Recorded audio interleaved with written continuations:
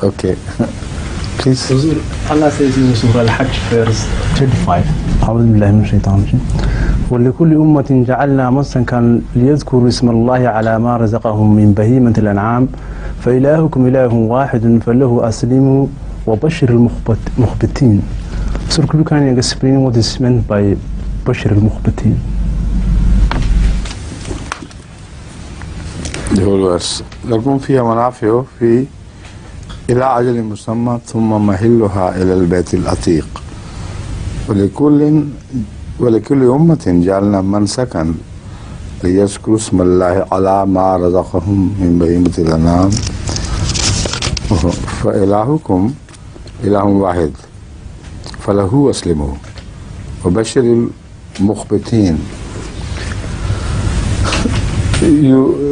You need the whole verse to be translated, or just the word mukhbitin is to be emphasized? What you have in mind? Mukhbitin.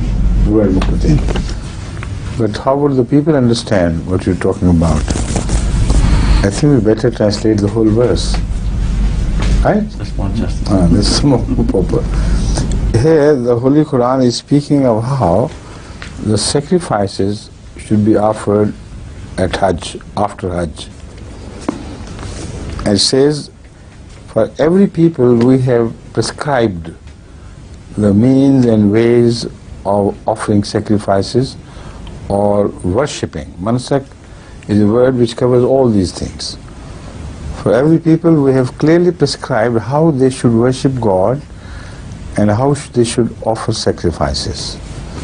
So, لِيَذْكُرُوا اسْمَ اللَّهِ عَلَى مَا رَزَقَهُمْ, so that they remember God at whatever God has bestowed upon them by way of provisions, food, etc. So these sacrifices are specifically remind man that God has even created different forms of life to be offered at our altar, to be sacrificed for our sake. What right have we got?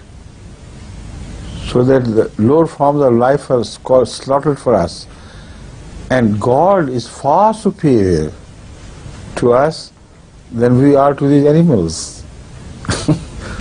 So if we have a right that they should be sacrificed for our sake, what about us? And what about our existence in relation to God? 100,000 and even more times, far more in fact. We need to be sacrificed for the path of Allah, who is far more superior to us than we are to these animals. These are many, so that they should remember. Man is so ungrateful. He doesn't even remember God. He doesn't require full homage day in and day out. At least remember me when you slaughter. And then, فَإِلَهُكُمْ إِلَهٌ وَاحِدٌ. Remember, your God is the same as the God of these animals of sacrifice. Ilahun Wahid has one sense of unity, of course, but in this context, it reminds you that they have the same God as you have.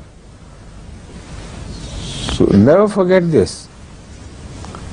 وَبَشِّرِ الْمُخْبِتِينَ, and give glad tidings to those who are humble,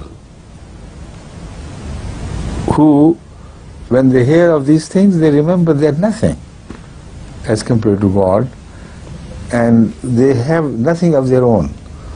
So everything is granted to them from God, so why should they take pride in their worldly possessions, their life, their health, their beauty, anything?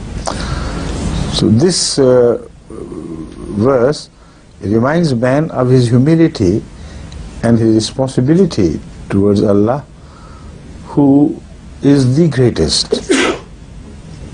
It is He who means it, and nothing else does. Okay? Jazakumullah.